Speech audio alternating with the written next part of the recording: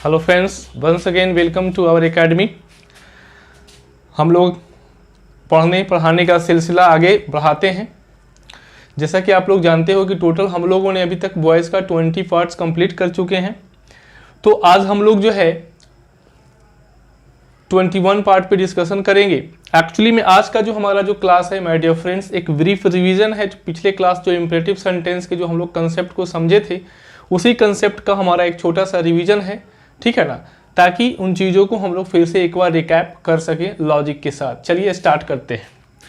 आप यहाँ पर देख रहे हो कि आपका जो वर्ब है, एक है डू और डाई, ठीक है। अब एक चीज देखना है माय डियर फ्रेंड्स कि दोनों वर्ब के साथ कोई भी ऑब्जेक्ट नहीं है, दोनों वर्ब के साथ कोई भी ऑब्जेक्ट नहीं है। तो इसका मतलब ये हुआ कि सर ये तो इंट्रांजिटिव की कैटेगरी में आ गई। Did you understand? और जब इन ट्रांजिटिव की कैटेगरी में आ गई तो इंट्रांजिटिव की कैटेगरी के हम लोग ऑलरेडी जो है उसका स्ट्रक्चर और फॉर्मूला सीख चुके हैं कि how to convert into passive voice. अब बात ये आता है कि सर ये जो सेंटेंस से हमारी दो चीज़ें आती है, हम लोग ज़्यादातर इसको एडवाइस लेकर चलते हैं, लेकिन एडवाइस के अलावा आप इसको ऑर्डर भी लिखते हो, ठीक है ना। तो अगर आप एडवाइस की बात करते हो माय डियर फ्रेंड्स, तो आपका जो टोन बेस पे अगर इसको ले जाएं तो आपका पिच क्या होगा? डाउन होगा। लेकिन अगर ऑर्डर्स की बात करते हैं तो आपका टोन पिच क्या होगा? हाई होगा, ठीक है। चलिए हम लोग इसको सॉल्व करते हैं। क्या हो जाएगा? यू आर एडवाइज्ड, मैंने बताया था कि ये नाउन है और हमारा वर्ब जो होता है ऐसी एडवाइज होता है ना। तो you are advised to do or die. आप चाहो तो ऑर्डर करके भी इसको सॉल्व कर सकते हो। ये हमारा सॉल्व हो गया। दूसरा क्वेश्चन क्या है कि डू दिस वर्क एंड। आप ये जानते हो कि एंड एक कंजंक्शन है और दो सेंटेंस को जोड़ने का काम करता है, ठीक है। Go quickly. अब यहां पर ये देखना है कि सर इसमें आप देख रहे हो डू व्हाट। जब आप व्हाट से क्वेश्चन कर रहे हो माय डियर फ्रेंड्स, तो आपको आंसर मिल रहा है दिस वर्क, यानी कि यहां पर ऑब्जेक्ट है। दूसरे सेंटेंस में हम लोग जा रहे हैं तो क्या हो रहा है? Go how. यहां पर जो आपका आंसर है हाउ का मिल रहा है, यानी कि ये हमारा ऑब्जेक्ट का पार्ट नहीं है। यानी एक हमारा ट्रांजिटिव है, एक हमारा इनट्रांजिटिव है। अब बात ये आता है कि सर अगर ये ट्रांजिटिव है तो इसका टोन हम लोग डिसाइड करते हैं। तो देखने से ये पता चलता है कि यहाँ पर प्लीज वर्ड का तो यूज किया नहीं गया है, और जिस तरह से सेंटेंस पे लिखा गया है गो क्विकली, इट मीन्स ये क्या शो कर रहा है? ये शो कर रहा है कि सर हम लोग बात कर रहे हैं ऑर्डर का, ठीक है ना। तो अब क्या करोगे? ऑर्डर के लिए हम लोग क्या करते थे, हमारा जो टोन है वो कैसा होता था? हाई होता था। टोन हमारा क्या हो जाएगा? इसका टोन लेवल पे जाएंगे तो इसका टोन हाई हो जाएगा। इस स्थिति में हम लोग क्या करेंगे? दूसरे वाले स्ट्रक्चर लेट वाला फॉलो करेंगे। तो let this work we done. उसके बाद हमारे पास जो कंजंक्शन है, ये इम्परेटिव की कैटेगरी, ये हमारा इम्परेटिव सेंटेंस लेकिन ये इंट्रांजिटिव कैटेगरी में आ रहा है। तो फिर क्या आएगा? You are ordered to go quickly. Very easy to solve it, ठीक है। यानी कि दो सेंटेंस है हमारे पास, एक ही सेंटेंस, लेकिन दोनों सेंटेंस में एक ट्रांजिटिव है एक इंट्रांजिटिव है। और टोन से हम लोग को पहले ही पता चल चुका है कि किस तरह से हम लोग टोन बेसिस पे चीजों को हम लोग स्ट्रक्चर वाइज कैटेगराइज करते हैं। उसके बाद हमारे पास है friend let it be and do not misguide others. फिर से एंड एक कंजंक्शन का काम कर रहा है। ऐसे क्वेश्चन तो आप बहुत कर चुके हो। अब देखना है कि सर लेट से जब क्वेश्चन स्टार्ट होता है, लेट से जब कोई सेंटेंस स्टार्ट होता है, तो लेट से जब सेंटेंस स्टार्ट होता है तो वो सजेशन या प्रपोजल को शो करता है। ये आपको मैंने बताया था। अब यहां पर देखिएगा माय डियर फ्रेंड्स कि वी लिखा हुआ है। वी जो है नॉन एक्शन वर्ब है, जिसको हम लोग स्टैटिक वर्ब बोलते हैं। तो इसका तो हम लोग क्या कर रहे हैं? ये तो हमारा इंट्रांजिटिव के कैटेगरी में आ गया। तो इंट्रांजिटिव का कंसेप्ट हम लोग लागू करेंगे। उसके बाद क्या है? Do not misguide others. अब यहां पर देखना है डू नॉट मिसगाइड। अगर आप क्वेश्चन करते हो हुम, तो हुम से आपको आंसर मिलता है अदर, यानी कि ये ट्रांजिटिव है।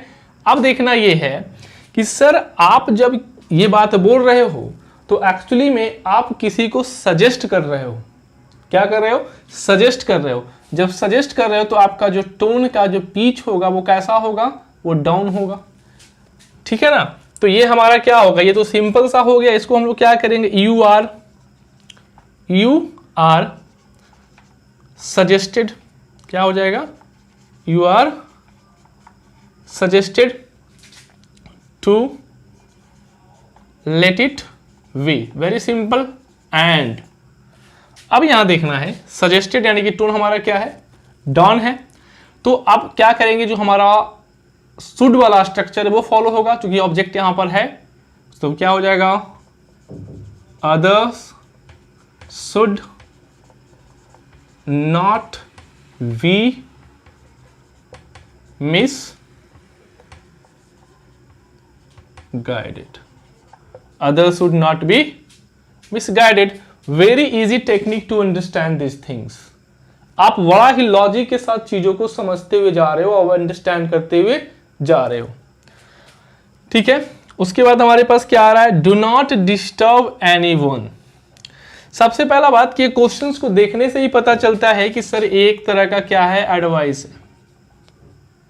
अगर ये एडवाइस या सजेशंस की बात कर रहा है तो डेफिनेटली यहां पर जो है एक चीज तो कंफर्म हो गया कि पहले सेंटेंस में देखें, डू नॉट डिस्टर्ब हुम, यानी हुम से क्वेश्चन करने पर हमको आंसर मिल रहा है एनीवन, तो सर ये ट्रांजिटिव है। अब यहां पर क्या हुआ, ये एडवाइस या सजेशन है, तो आपको बताया कि अगर टोन बेसिस पे इसको ले जाए तो टोन इसका क्या होगा, हमारा टोन का पिच डाउन होगा। इसका मतलब हम लोग क्या करेंगे, जो स्ट्रक्चर है वो शुड वाला आएगा। स्ट्रक्चर का तो क्लेरिफिकेशन हो गया, लेकिन अब एक बात और ध्यान में रखना है माय डियर फ्रेंड्स कि यहाँ पर नॉट है, यहाँ पर एनी है। ध्यान से आप देखिए, नॉट और एनी, यानी कि स्प्लिट और मर्ज का कंसेप्ट यहाँ पर लागू किया जाएगा, जो मैंने आपको क्लास में पहले ही बता चुका हूं।